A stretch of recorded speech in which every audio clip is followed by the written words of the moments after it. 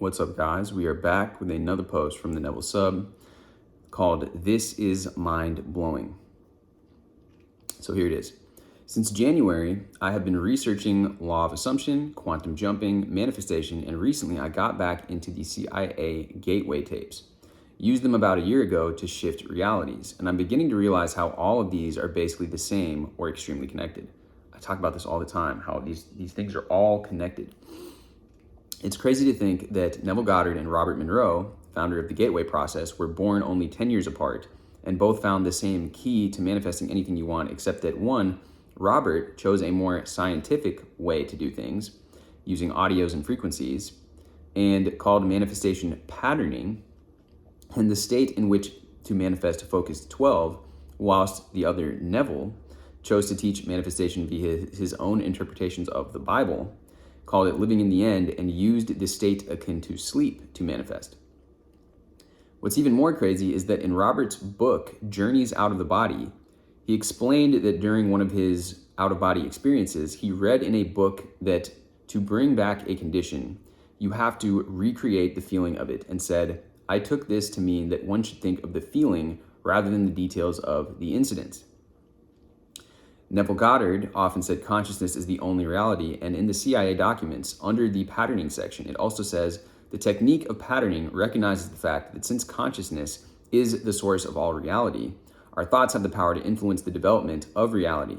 Neville also talked about living in the end, knowing and fully believing that your desire is yours, and guess what? The CIA document also says, with the intention that the desired objective is already a matter of established achievement, which is destined to be realized within the time frame specified.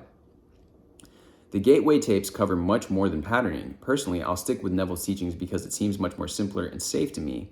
With the Gateway tapes, before reaching Focus 12, you need to cover the previous tapes as well. I guess you also need some practice with SAT, but it's simpler. Nonetheless, reading the CIA documents really boosted my belief in what Neville taught. So, some comments here are, I love the CIA tapes. They helped me a lot in the beginning of my own journey. I stick to Neville or Dr. Joe Dispenza now. Dr. Joe is the scientific version of Neville. Just in case, they're not CIA's tapes, they're the Monroe Institute. The declassified papers was a study made by the CIA of those tapes and Robert Monroe's techniques, just in case someone doesn't know. Someone said, yeah, the CIA is deeply evil and shouldn't be associated with meditation. So then we also got Greg Braden. They're talking about people that have kind of shared this similar message. Bashar, love that guy. Okay. Yeah, people are liking Joe Dispenza. I like Joe Dispenza too. I feel like sometimes though, it's a lot of his teachings are inspiring. I've had trouble though, like even reading his books, I try to apply them sometimes, and it seems kind of rather roundabout, the methodologies that he uses. I think that going to one of his events and actually experientially, like experiencing what he talks about with these group meditations and stuff would be very powerful and an awesome experience. I'd be interested in doing that.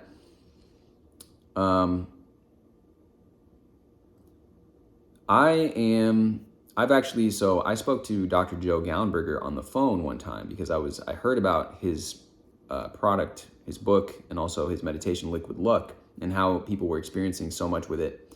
Also his Inner Vegas workshops where he goes to Vegas and has people doing dice rolls, and he has people bending spoons, and he has people planting seeds of a plant and having the plant grow in real time. And these are the claims that he's made about his workshops, and a lot of people seem to have been able to do this.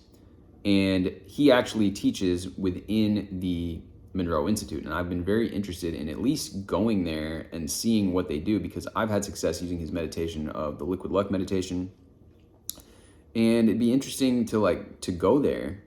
But I would really be interested in interviewing Joe Gallenberger. I'm going to try to get him to have a conversation with me. I think that could be really insightful and really valuable.